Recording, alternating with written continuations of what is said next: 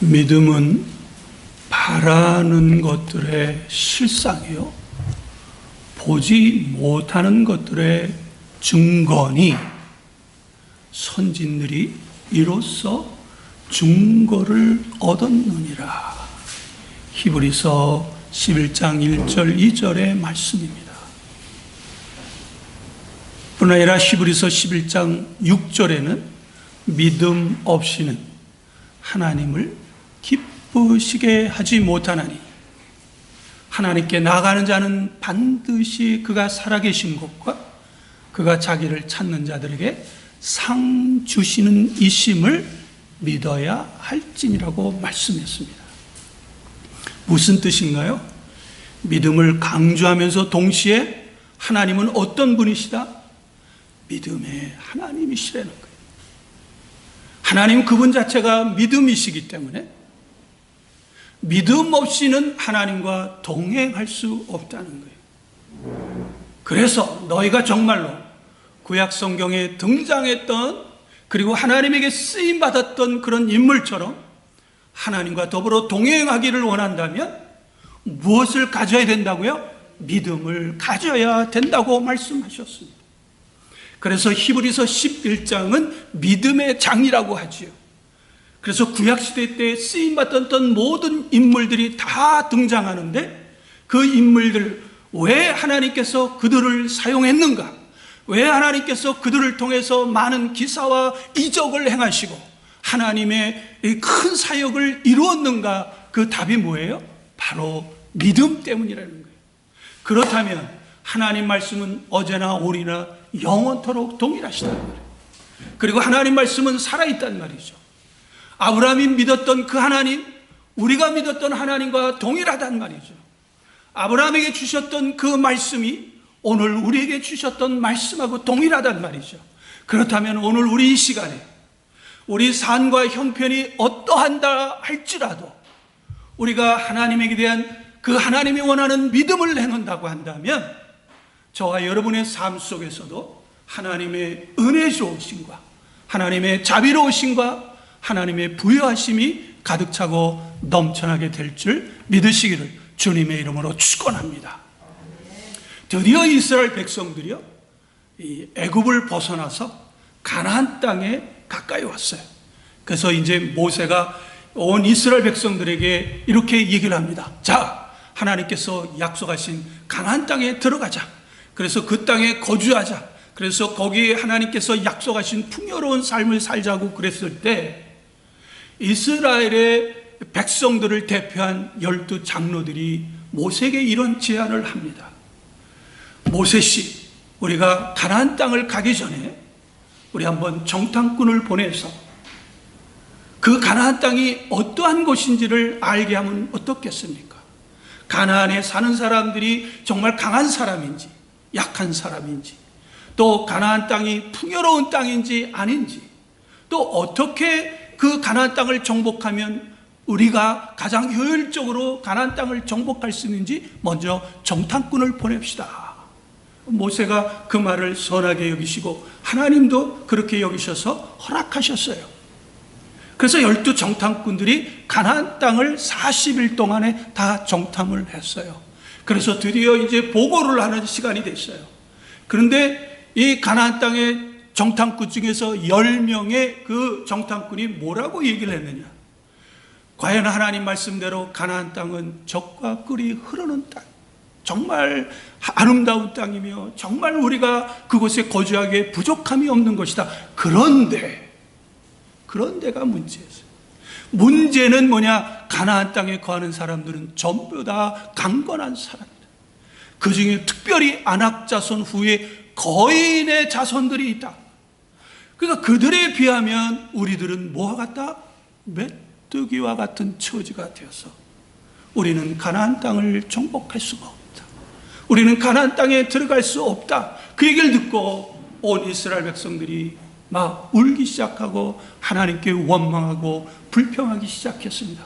이때 갈렙과 여호수아가 아니다, 하나님께서 우리와 함께 하시면 능히 가나안 땅을 정복할 수 있다. 분명히 가나안 땅은 젖과 꿀이 흐르는 땅이다. 그러나 하나님, 그리고 그들이 강한 거인들도 있다. 그러나 하나님이 우리와 함께 하시고 이미 하나님께서 약속하셨기 때문에 이미 들어가면 그들은 뭐라 그러냐? 우리들의 양식밥이다 그랬어요. 똑같은 팩트를 놓고요, 10명의 정탐꾼은 우리가 메뚜기와 같다 그랬어요. 똑같은 팩트인데요, 갈렙과 여호수아는 그들은 우리의 믿음의 밥에 불과하다. 양식. 믿음은 자꾸 우리가 밥을 먹어야 어떻게 돼요? 건강해지잖아요. 그들은 우리의 양식이다. 우리의 믿음을 위한 양식에 불과한 거다 했는데, 그만 중과부적으로 그만 이 이스라엘 백성들이 거기서 원망하고 불평하고 심지어는 하나님께까지. 그런데요, 그거에 대한 하나님의 그 진단을 뭐라고 했느냐? 민수기 14장 우리 26절부터 28절까지 구약성경 219페이지인데요 우리 빠른 속도로 같이 읽어봅시다. 여호와께서 모세와 아론에게 말씀하여 이르시되 나를 원망하는 이 악한 회 중에서 내가 어느 때까지 참으랴?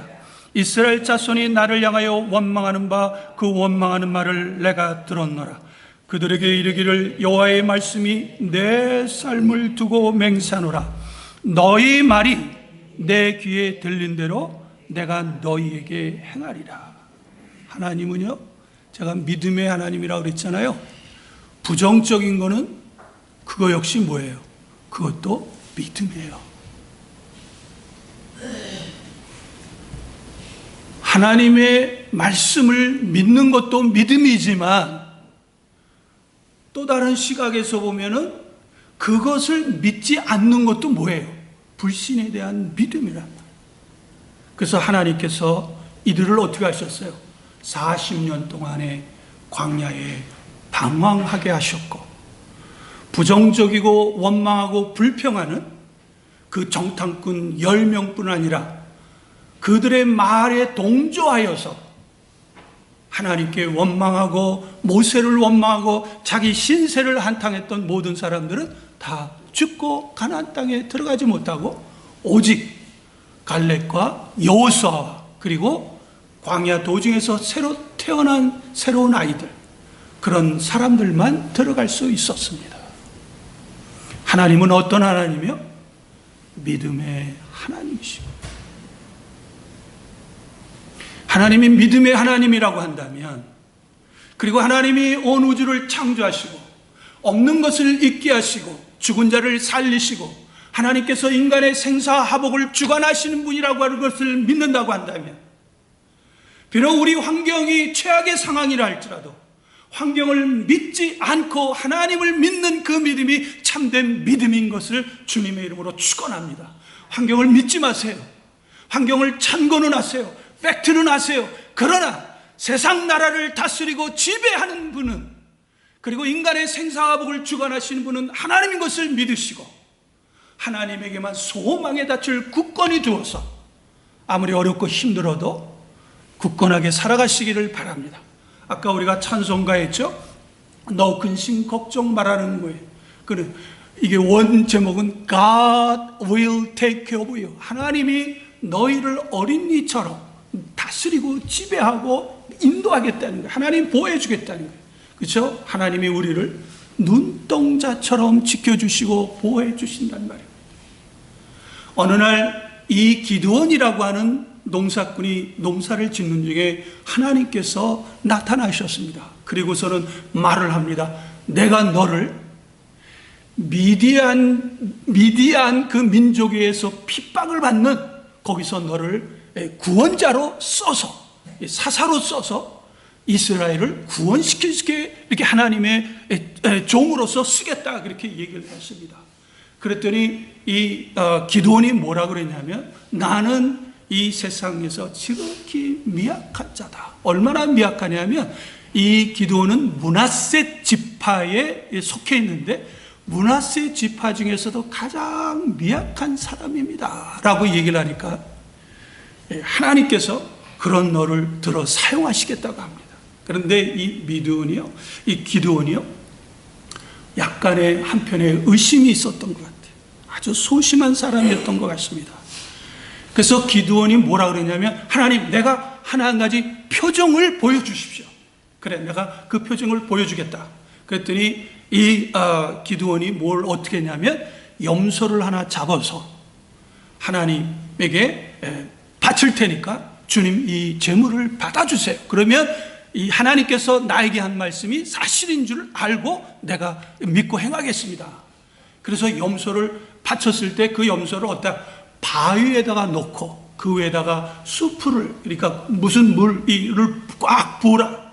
그래서 보았어요. 그랬더니 하나님께서 어떤 표정을 보여주냐면, 하늘에서 불이 내려서 그 제물을 싹 태워버렸어요. 그래서 하나님께서 이 기드온에게 뭐라고 그랬냐면, 지금 내 지역에 설치되어 있는 바알 신전에 있는 바알상을 부수고 그 옆에 있는 아세라상을 부셔라 그랬어요. 아마 이렇게 우리가 하나님을 체험했다면, 저는 틀림없이 여러분들이 이렇게 하나님의 음성을 듣고 직접 체험했다면 할렐루야 하면서 바알 신상에 있는 우상을 부시고 아세라상을 부셨을 거예요. 근데 이 기드온이 얼마나 소심하냐면, 대낮에 못하고 무서워서 밤에 했어요. 또 하나님께서 나타나셨어요, 기드온에게. 왜 그러냐면, 이 미디안 족속과 아말렉 족속이 연합해서 이스라엘을 정복하러 왔어요. 그때 하나님께서, 야 기드온아, 내가 너를 통해서 저 연합군들을 물리치겠다. 가만히 보니까 그 연합군이요, 어떤 연합군이냐면 모여있는데 보니까 마치 메뚜기와 떼와 같다고 표현을 했어요, 성경에. 제가 얘기하는 건 사사기 6장에서부터 8장까지 내용을 간추린 겁니다. 그리고 낙타가 모인 걸 보니까 마치 바닷가에 모래알처럼 많이 모였다 그랬어요. 그 기드온이 또 어땠어요? 또 하나님에게 또 표징을 구합니다. 표적을 구하는 거예요. 왜 표적을 구했을까요? 아브라함은요, 하나님의 말씀을 듣고 단 한 번도 표적을 요구하지 않으셨어요. 노아도요, 하나님의 말씀을 듣고요, 단 한 번도 표적을 요구하지 않았어요. 근데 우리는 오늘 이 기드온의 이 표적을 보고 얼마나 많은 사람들이, 하나님 이게 하나님 뜻이라면 내게 표적을 보여주세요라고 얼마나 이렇게 일반화시켜버려요. 잘 들어보세요. 그래서 어떤 표적이냐 그랬더니, 하나님 제가 양털을 모아놓을 테니까 그 양털만 물에 적시게 하고 주변은 마르게 해주세요. 하나님이 그래 하셨어요. 그랬더니 기드온 이맘때쯤 되면 믿습니다 아멘하고 나가야 되잖아요, 그렇죠? 먼저 경험도 있는데. 근데 한 번 더 표적을 요구합니다. 그러니까 기드온도 속으로 미안했는지, 하나님 노여하지 마시고 한 번만 더 표적을 보여주세요. 이번에는 양털만 마르고 주위가 젖게 해주세요 그랬어요. 그래 하나님이 그래 하셨어요. 그리고서는 결국은 한 번 더 표적을 원해가지고 전쟁에 승리를 했어요. 근데 그 전쟁의 승리는 누가 한 건가요? 여러분, 기드온 300 용사라고 그러지 마세요. 용사는 최대한으로 싸움하려고 하면 뭐를 가지고 있어야 돼요? 최소한 칼이나 활을 들고 싸워야 되는 거 아니에요? 근데 300명이 뭘 가지고 싸웠어요? 나팔, 빈 항아리, 횃불. 여러분, 세계 전쟁사에서 횃불 들고 싸워가지고 이겼다는 기록이 있습니까?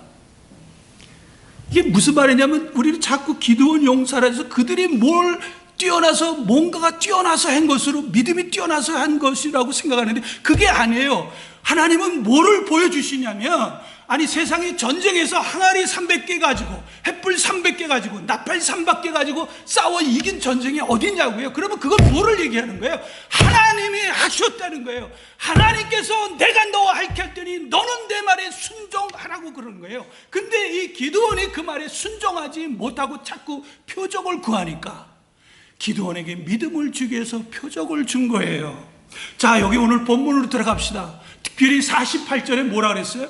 너희는 기사와 이적과 표적이 없으면 도무지 어떻게 해요? 나를 믿지 아니한다. 이 도무지라는, 헬라어에는 부정어가 두 가지가 있어요. A, 이게 부정어예요. 근데 이 부정어보다 더 센 게 매예요. 매. 여기 도무지라는 거는 어떤 거냐면 너희들은 표적과 기사가 아니면 도무지 나를 믿지 아니한다, 그런 말이에요. 자, 이게 무슨 뉘앙스예요, 여러분? 48절이 어떤 뉘앙스를 가졌습니까? 표적과 기사와 이적이 있어야 된다고 얘기하는 건가요? 아니면 표적과 기사와 이적이 없더라도 예수를 믿어야 된다고 말씀하신 건가요? 이게 우리말 성경에는 잘 좀 애매모호하게 되어 있어요. 또 이 왕의 신하에 관해서 이것도 이 기사와 이적을 베푸셨잖아요. 그 내용을 보면은 약간 이해가 안 돼요, 우리 입장에서는. 그러나 하나님의 입장에 가지고 이 성경을 보면 그 뜻이 너무 명확한 거예요. 특별히 이 영어 성경을 보면 뭐라고 나왔느냐면, 영어 성경에서는 원문을 좀 직역을 했어요. 가까이 if라고 하는 단어를 썼어요. 그리고 또 다른 영어에서는 킹 제임스에서는 unless you see sign and wonders, 네가 사인과 기사와 표적과 기사를 보지 아니하면 you will not believe it, 네가 결코 믿지 아니할 거라고 그랬어요. 명확하죠, 그렇죠? if, 그러니까 you may see sign, wonders, 사인의 그 wonder는 표적이란 말이죠. 표적과 기사화인데 그거를 보지 못하면, 그렇다면 you will not never believe라고 그랬단 말이에요. 그러니까 뭐를 강조한 거예요? 영어에서 도치법 쓰면 뭐지? 도치법이 먼저 나온 것을 강조하는 거죠. 그러니까 사인과 표적을 보지 못하면 너희들은 나를 믿지 못한다라고 하는 것이, 사인과 표적이 있어야 된다는 얘기예요? 사인과 표적이 없어도 된다는 얘기예요? 하나님의 여기 답답한 심정이 나오는 거예요. 하나님께서, 예수님께서 많은 기사와 이적과 표적을 했지만, 그리고 많은 사람들은 기사와 이적과 표적을 원했지만, 그리고 예수님이 그들의 요구에서 많은 기사와 이적과 표적을 원했지만 그들이 예수를 믿었어요? 안 믿었어요? 12장을 한번 보세요. 우리 한번 12장 37절 제가 읽어드리겠습니다. 이렇게 많은 표적들을 그들 앞에서 행하셨으나 그를 믿지 아니하니. 그러니까, 그리고 또요, 마태복음 한번 11장을 보십시다. 마태복음 11장 11장 우리 이게 뭐 다 똑같은 건데 23절 한 구절만 읽겠습니다. 가버나움아, 내가 하늘까지 높아지겠느냐, 음부에까지 낮아지겠냐. 내게 행한 모든 권능 표적을 소돔에게서 행하였더라면 그 성이 오늘까지 있었으리라. 자, 많은 분들이 하나님 이런 표적을 주시면 내가 하나님 믿겠습니다, 하나님 내게 이런 걸 주시면 내가 하나님 믿겠습니다 라고 말은 하고 있지만은 반드시 그런 것은 아니라고 하는 거예요. 그렇다 해서 오늘 본문이 표적과 기사와 이적을 부인하는 것 아닙니다. 이거 부인하면 안 돼요. 제가 신학 공부를 했는데요, 어떤 신학교에서는, 특히 자유주의 신학교에서는 이미 AD 70년경에 모든 기사와 이적과 표적은 끝났다, 은사도 끝났다, 방언의 은사도 끝났다, 예언의 은사도 끝났다, 힐링의 은사도 끝났다. 주로 이 장로교를 대표하고 주로 한국에서는 고신 측에서 그렇게 믿고 있단 말이에요. 통합 측이나 이런 쪽에. 근데 성경은 단 한 번도 그렇게 말한 적이 없어요. 여전히 하나님은 살아계시기 때문에, 하나님은 우리의 필요가 아니라 그분의 필요에 의해서, 하나님은 우리의 생각이 아니라 우리의 믿음에 따라서 얼마든지 이 시간에도 기사와 이적을 우리 삶 속에서도 체험할 수 있단 말입니다. 저희 삶에서도 체험했어요. 그런데 문제는 뭐냐? 기사와 이적과 표적을 쫓아다니면 안 된다고 이 말씀하시는 거예요. 다시 말하면 오늘 본문이, 제가 쉽게 말씀드리겠습니다. 오늘 본문을 통해서 하나님이 저와 여러분에게 주신 메시지가 뭐냐? 믿음의 대상은 뭐다? 표적과 기사와 이적이 아니고 믿음의 대상은 누구다? 예수 그리스도라는 거예요. 할렐루야. 그것을 보여주기 위해서 예수님께서 왕의 신하의 예를 들어준 거예요. 샘플을 보여준 거예요. 왕의 신하, 즉 공무원이라고 생각합시다. 이 왕의 신하의 아들이 지금 죽어가게 생겼어요. 그랬더니 예수님이, 우리 지난 시간까지 우리 예수님이 유월절에 벌렸던 그런 기사와 이적을 행했던 거를 했잖아요. 예수님이 갈릴리 예루살렘에서 많은 기사와 이적을 행했어요. 여러분, 유월절은 어떤 날이에요? 온 전 세계에 있는 유대인들이 전부 다 예루살렘에 모이는 나라 아닙니까? 뿐 아니라 이스라엘 사람들 전체가 예루살렘에 몰린단 말이에요. 근데 거기서 보니까 예수님이 많은 기사와 이적을 행했단 말이에요. 그래서 그 기사와 이적을 보고 찾아온 사람이 누구죠? 바로 이 왕의 신하지만 먼저는 누구였죠? 니고데모도 그랬단 말이죠. 니고데모가 제일 먼저 예수님에게 찾아와서 뭐라고 그랬냐면, 하나님께서 당신을 보내지 않았다면 이러한 기사와 이적과 이런 것이 나타날 수 없습니다. 그러니까 랍비여, 당신은 하나님의 참 선지자라고 얘기를 해버렸더니, 그 이전에 2장 마지막 절에 뭐라 그러냐면, 예수님은 표적을 보고 다른 사람을 신뢰하지 않았다 그랬어요. 왜? 예수님은 다 아니까. 그러면서 니고데모에게 뭐라고 얘기를 했어요? 네가 성령으로 거듭나지 아니하면, 물과 성령으로 거듭나지 않으면 하는 나라를 볼 수 없다고 그러는 거예요. 표적을 쫓지 말고 뭐를 쫓으라는 거예요? 영생을 주시는 예수님을 쫓으라는 거예요. 표적을 주신 이유가 뭐예요? 예수 그리스도를 믿게 한 이유란 말이죠. 이 왕의 신하 아들이 죽어가니까 왕의 신하 아들이, 많은 사람들이, 이 예루살렘에 왔던 사람들이 얘기를 해준 거예요. 자, 예수라는 사람이 있는데 많은 기사와 이적을 펴더라. 그 얘기를 듣고 어떻게 했느냐? 그러면 가야 되겠다. 예수님이 가나안 땅, 예수님이 갈릴리 가나안 땅에 있다고 그랬더니, 가나안입니다. 땅에 있다고 그랬더니 이 자기가 있던 곳에서 어디로 갔느냐면 23km를 걸어서 온 거예요. 23km는 그때 당시 산악지역이었으니까. 이게 뭐냐면, 가버나움은 이 굉장히 가파른 지역이에요. 가나하고. 하여튼 그렇게 됩니다. 설명하면 기니까. 그러니까 쉽게 못 가는 거예요. 그러니까 오전에 출발했으면 반드시 하룻밤을 기숙을 해서 도착을 해야 되고, 오전에 출발했으면 밤늦게 도착했는데 예수님이 밤늦게 사역하신 건 아니니까, 자, 어쨌든 간에 찾아갔어요. 근데 왜 찾아온 거죠? 기사와 이적을 요구하기 위해서 찾아간 거잖아요. 그렇죠? 자기 아들을 낫게 해달라고 예수님에게 갔는데, 그래서 이 왕의 신하가 내 아들이 죽게 됐으니 치료해 주십시오라 그럴 때, 예수님이 오늘 본문 우리 4장 48절에 너희는 기사와 표적과 기사와 이적을 보지 않으면 도무지 하나님, 예수님은 나를 믿지 아니한다 하시면서 뭐라고 얘기를 했어요? 가라, 내 아들이 살았다. 그랬더니 우리 50절에 뭐라 그랬어요? 이 왕의 신하가 예수께서 하신 말씀을 어떻게 해요? 믿고 갔단 말이에요. 표적을 보여달라 그랬나요? 믿고 갔어요. 갔는데 막 집에 가니까 정말 예수님이 말씀한 그 시간에 어떻게 해요? 아들이 치료함 받았어요. 그러니까 그의 온 가족들이 어떻게 했어요?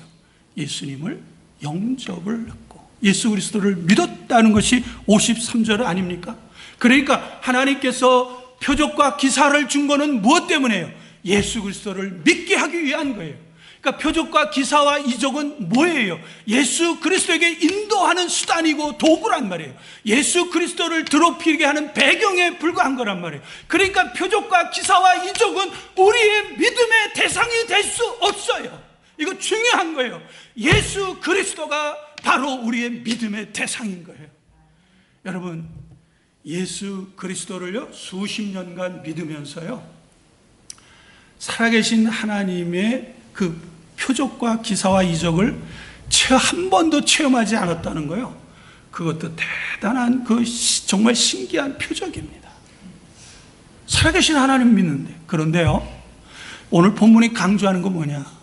그러함에도 불구하고 우리가 예수를 믿고 있다고 한다면, 표적과 기사와 이적이 우리 안에 단 한 번도 일어나지 않았는데, 그런데 우리 안에 예수가 있다면 그것이 최대의 표적이라고 하는 겁니다. 할렐루야. 이 말씀을 믿으시기를 주님의 이름으로 축원합니다. 여러분, 예수님이 어떤 분이세요? 여러분, 표적, 죽은 자가 살아나고 앉은 매가 일어나고 귀신이 떨어져 나가는 것 분명히 기사와 이적이에요. 그런데요, 잘 이 논리적으로 따져보세요. 하나님이 육신, 인간의 몸으로 이 땅에 내려오는 것이 믿어져요? 그 표적은 어떤 표적입니까? 2000년 전에 돌아가신 하나님이 누구 때문에 돌아가셨어요? 이스라엘 민족의 죄 때문에 돌아간 게 아니라 바로 나 때문에 돌아가셨다는 것이 어떻게 이성적으로 납득이 됩니까? 그런데 그것이 납득이 되었다는 것이 바로 가장 최고의 표적과 기사란 말이에요. 그래서 성경에 예수 그리스도는 뭐예요? 하나님의 표적이요 기사와 이적이라고 말씀하셨어요. 그러니까 우리가 예수를 믿는다면 비록 눈에 보이고 우리가 이해할 수 없는 표적과 기사가 없다 할지라도 우리가 예수 안에 있다면 최대의 표적과 기사 안에 있다고 하는 사실을 다시 한번 강조하지만 믿으시기를 주님의 이름으로 축원합니다. 예수 그리스도 한 분으로 만족하는 거예요. 그런데 많은 사람들은요, 기사와 이적과 표적을 좋아해요.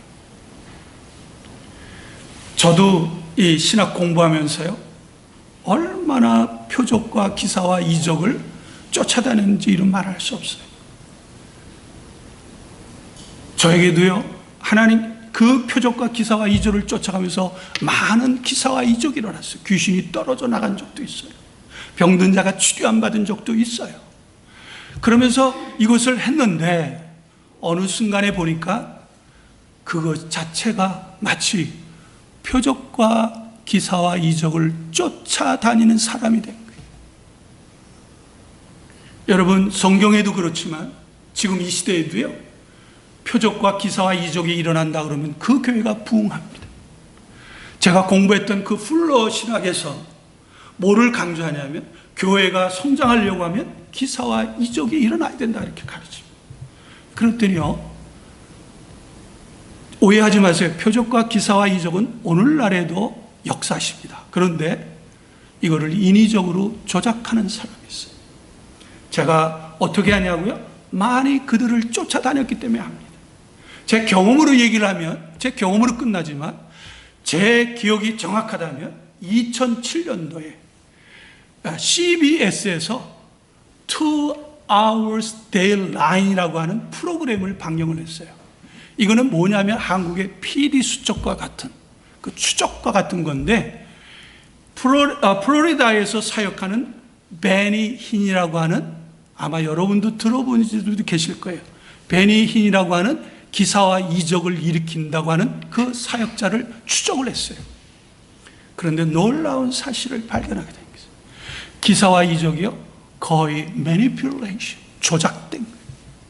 예를 들면 멀쩡한 사람을 돈을 주고 휠체어를 타고 또 멀쩡한 사람을 지팡이를 지고 강단 맨 앞에 앉게요. 그래서 베니인 목사가, 그 사람은 신학교 나오지도 않았습니다. 그것이 정설이에요. 그러니까 마태복음 24장 24절에요, 마지막 시대 때는 거짓 선지자들이, 거짓으로 그리스도를 믿는 자들이 기사와 이적으로 성도들을 유혹한다고 그랬어요. 그리고 마태복음 7장에는 뭐라 그랬어요? 누구든지 나보고 주여 주여 하는 자마다 다 천국에 갈 것이 아니라 그랬어요. 그때 그들이 그랬어요. 주여 당신의 이름으로 기사와 이적도 하고 귀신도 내쫓았습니다 라고 하니까 뭐라 그랬어요? 이 불법을 행하는 자들, 하나님 뜻, 하나님 말씀을 어기면서까지, 그리고 하나님 말씀에 거짓하게 하는 그것들아 내 하나님 나라에서 떠나가라고 했단 말이죠.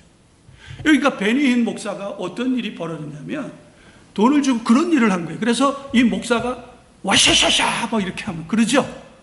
그죠? 막 세게 하잖아요. 근데 이분은 아주 조용하게 주님이 역사합니다 안수하고 막 하면 벌렁벌렁 나자빠진다. 그리고서 정작 아픈 사람들이 가까이 오면은, 그러니까 거의 일하는 사람들이, 동역자들이 병든 사람, 진짜 병들어서 찾아온 사람은 순서를 맨 뒤로 몰렸다가 점점 이렇게 조작했던 사람들이 다 일어나고 진짜 아픈 사람들 오면 그만 사역을 끝내는 거예요.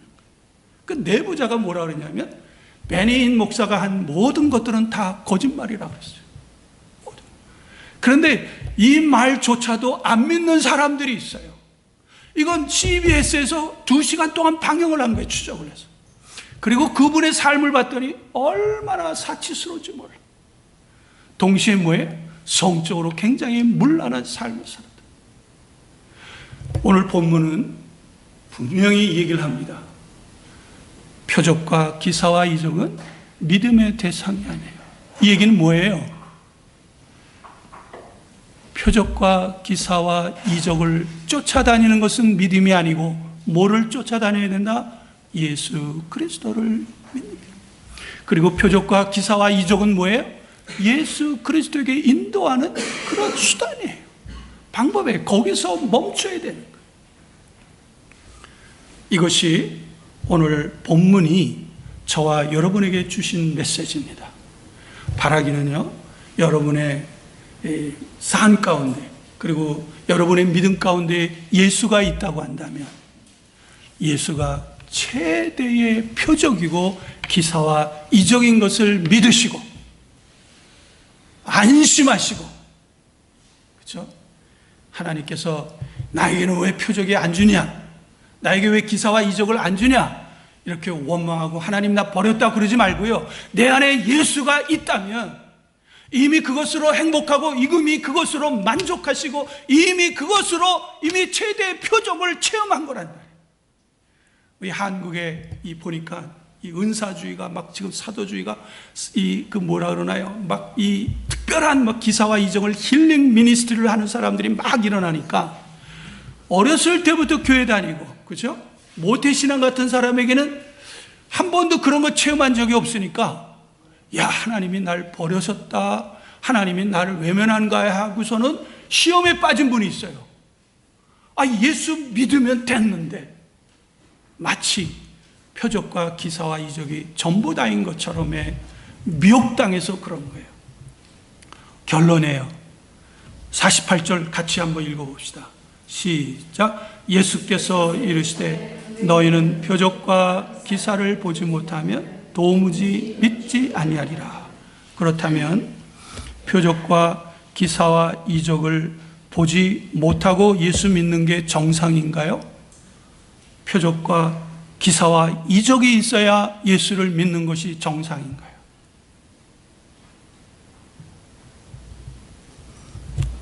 우리 잠시 한 1, 2분 정도 우리 한번 하나님께 오늘 들으신 말씀을 생각하시면서 우리 기도하는 시간을 갖기를 원합니다. 여러분 마음속에 예수 그리스도가 있고 여러분의 그 믿음의 최종 목표 위에 예수 그리스도가 있다고 한다면 여러분들은 하나님의 전부를 가진 것입니다. 왜냐하면 예수 그리스도는 하나님의 전부이기 때문이지요. 오늘 우리 이 시간에 우리 한번 예수가 나의 구세주인 것을 믿어진다고 한다면 하나님께 감사하고, 여전히 예수가 나의 구세주요 그리스도요 메시아로 믿어지지 않는다면 하나님께 기도하여서 하나님 예수가 나의 구세주인 것이 믿어질 수 있게 해달라고 우리 잠시 한 1, 2분 정도 같이 기도하시고 제가 잠시 마무리 기도를 하겠습니다.